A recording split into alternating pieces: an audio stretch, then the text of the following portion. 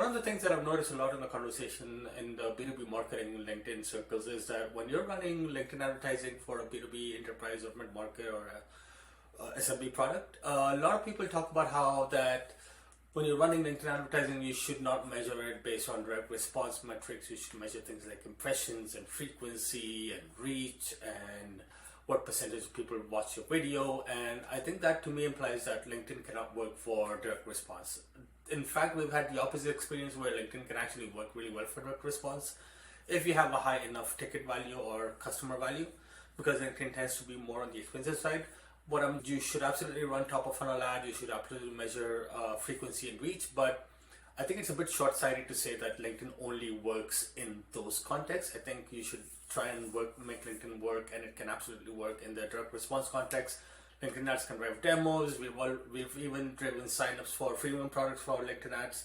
I think it's just a matter of measuring the right outcomes, setting up the right expectations, and then having enough budget and customer value for the economics of the channel to make sense.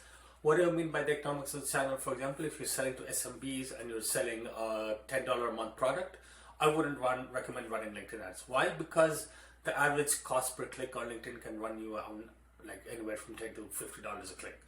So if you are selling a $10 a month product and then a click to the landing page or a sign up page costs you about $50, even with the best efficiency, even with the best conversion rates on the landing page, even with the best conversion rate from free to paid, you just can't make those economics work because your top of funnel, your cost per click is just so expensive that no matter how efficient everything else after it is, the economics just don't work.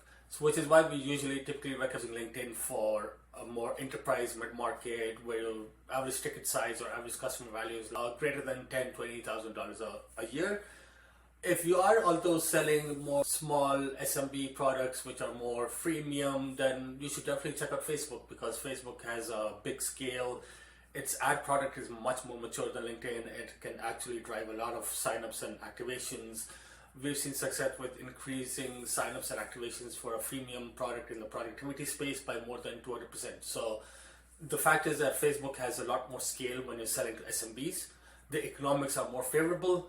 And when you're selling to mid-market and enterprise, LinkedIn tends to make more sense because that's where you can target those people by company size, revenue size. You can still try Facebook remarketing, you can still try Facebook with third-party audiences, but you'll probably get more bang for your buck on your LinkedIn. So both channels have their pros and cons. And just to wrap up, don't measure LinkedIn just on awareness-based metrics. You can absolutely measure and make LinkedIn work for more direct response-based metrics as well. Thank you for watching, and be sure to subscribe to our YouTube. And if you have any questions or comments, leave them in the comments below. Thank you.